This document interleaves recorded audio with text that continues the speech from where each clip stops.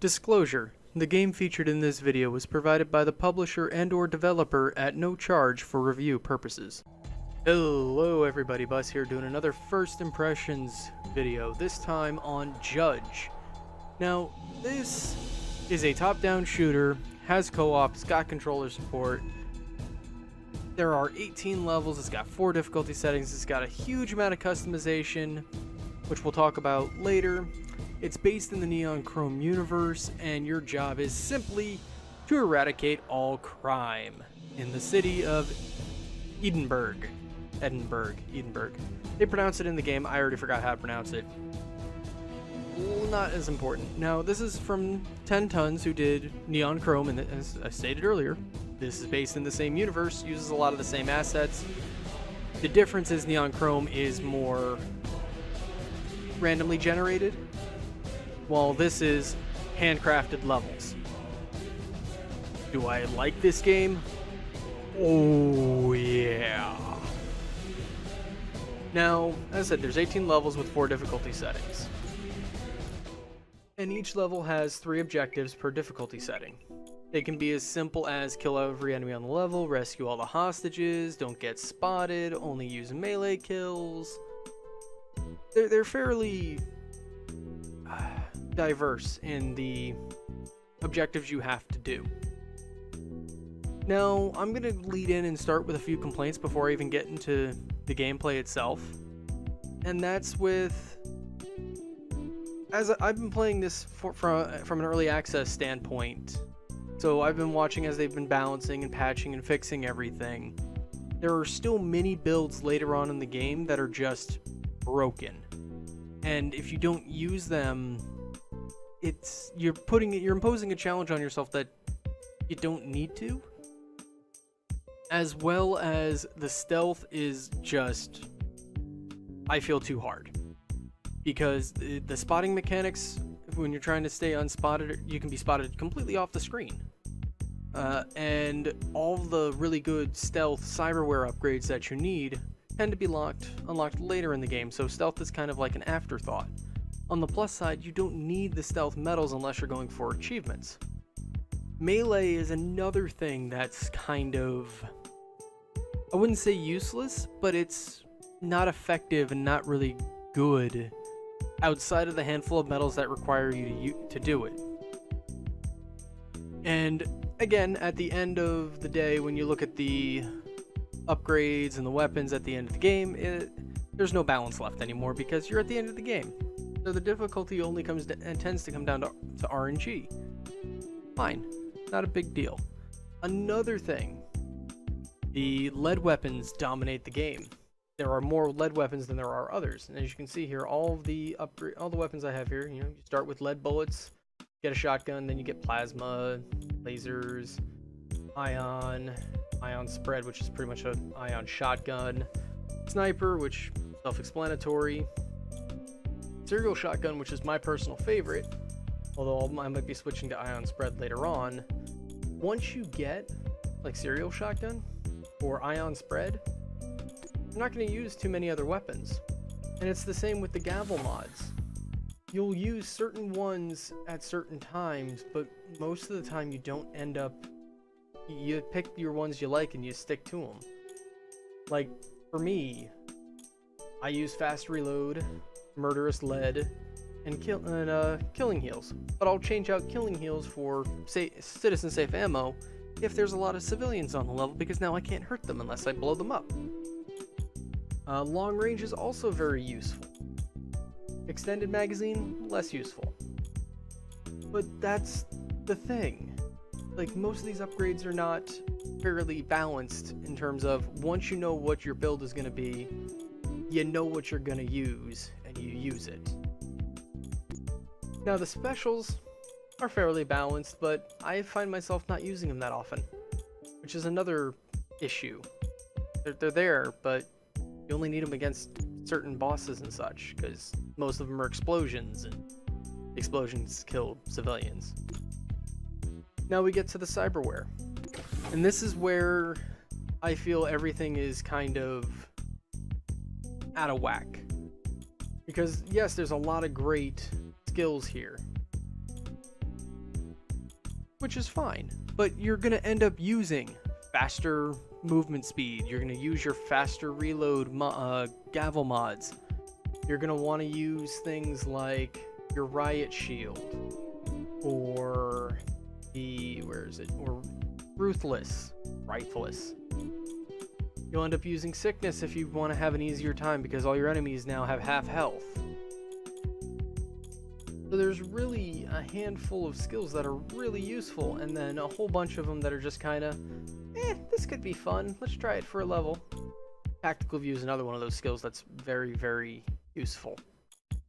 And hacking tool comes into use, but at the same time, you don't necessarily need it outside of hacking open doors or what are they called?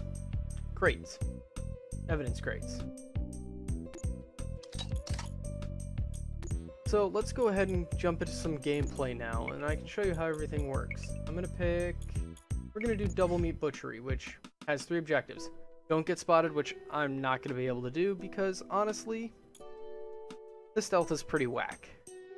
So my main goal is to collect the evidence, and my secondary is to eliminate all the targets. So let's see how this ends up going with my current build. As you can see, already looking, everybody already has half health. So I can pretty much kill things in one shot. Like they're nothing. And also setting off mines is amusing. So as you can see, end of the game, not really too much of a challenge here.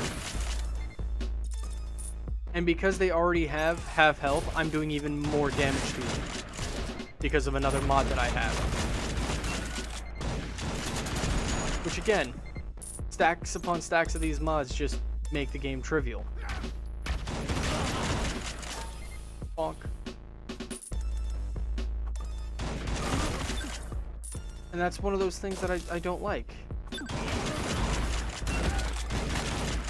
If you make the game trivial like this, why? What's the point in putting all these extra fun mods in it to make it a more fun game if there's no real incentive to really want to use them?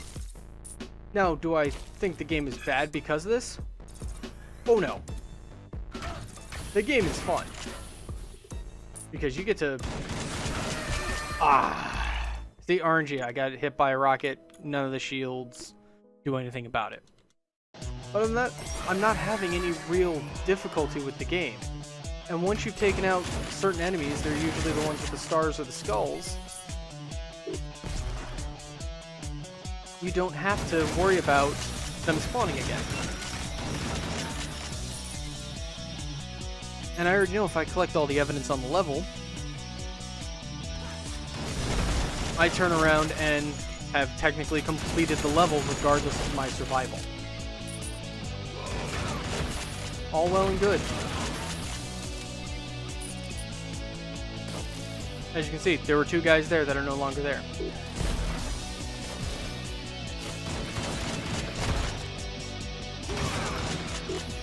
I stepped on a mine. So that's pretty much the game. It's a lot of trial and error. It's a lot of just getting the right combination and just wrecking everything. Because the difficulty it stops being there when you get the really good mods. And they've worked on making it so the mods are a little bit harder to get. They've reshuffled when you get them. And that's good too. But it's still, they didn't seem to change how anything really goes.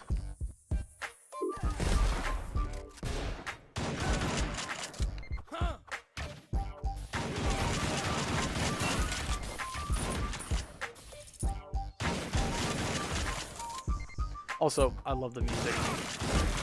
I think the music is really, really great.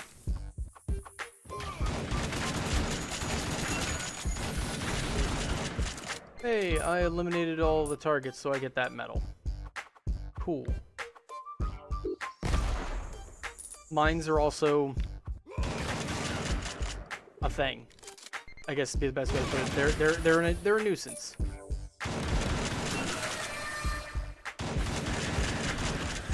But as you can also see, you can shoot through walls and kind of just remove a lot of the difficulty. No, not all the walls, just most of the walls. Now I just gotta get back to the vehicle.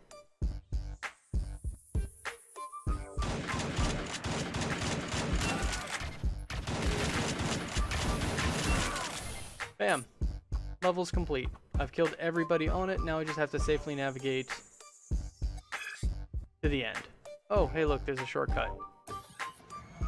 And that's the game in a shell. That was on the hardest difficulty. I only died because I couldn't avoid a rocket and I stepped on a landmine. Other than that, I barely took any damage. So as you see with the right build, it's broken.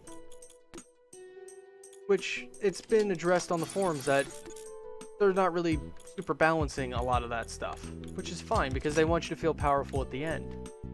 But it takes away all of the difficulty. And on that, I still recommend this game. I still find it great. I will continue to play it and try to get all the medals that I can, because there are a lot, and it'd be nice to get them all. However, it just needs some adjustment. And that, in my opinion, is Jydge. Have a good one.